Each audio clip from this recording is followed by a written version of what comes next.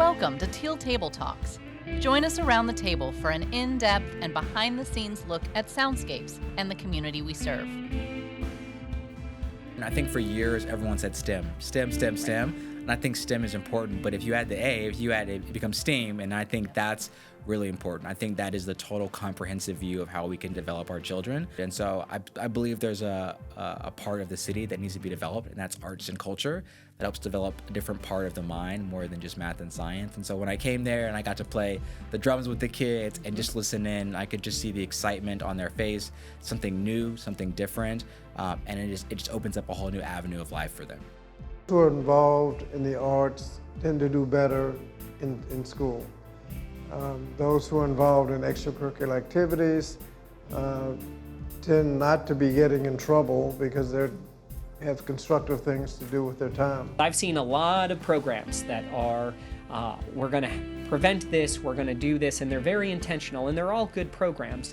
But this is probably one of the strongest, if not the strongest program I've ever seen in true youth development from the youth experience, like how kids learn, how they grow, how they develop their identities in relationships. What we do here at Soundscapes, that little extra freedom that we have to create those experiences for them, it's just important. And then I just really want to show them, and I want them to believe that they can do anything and that it starts right here. He kept playing and kept practicing late at night.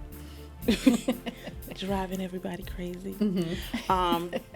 And we were so impressed, like, when did you learn that song? Like, oh my gosh, just like picking it up. I feel cooler because when people ask me, can we hang out today? And I'll be like, no, I got a gig, I gotta do this. But it also teaches me kind of discipline too, because not only do I have to practice my music, I also have to put on that like public act that I'm representing. It's not an act, but like I have to be, my school side is different from my Soundscape side, sure. Like I have to represent, be professional. And so the fact that we're an institution that people recognize and that people want to be part of, that's been the joy. So not just the children are excited to be part of it, but members of the community want to be part of it as well. I think when you look at what makes a great community, you can't just have 1,000 pizza places or 1,000 banks or 1,000 schools. You need a diversity. I think diversity is a strength, but it's all forms of diversity.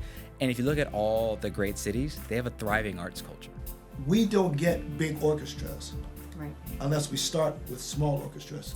And we start with children and get them introduced to music, introduced to instruments, introduced to singing, introduced to all those things. We don't get the Super Bowl, we don't get the Super Bowl stars until we start here. Wow, I feel like I've grown so much. I love gigging, and it's really the same stuff Carmen said, but on top of that, learning how to work with people and on a chamber level and not being, because on chamber level you can't hide.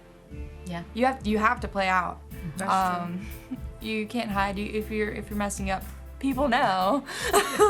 So it's taking responsibility in that idea of I have to practice. I have to practice at this time because I have this rehearsal, and then I have this gig, and then I have to do everything else on top of that. Which sounds like a lot, but it's a lot of fun at the same time. Thanks for joining us around the Teal Table. To see full Teal Table Talks episodes, recorded performances, and other videos from our program, subscribe to our channel at youtube.com/soundscapeshr.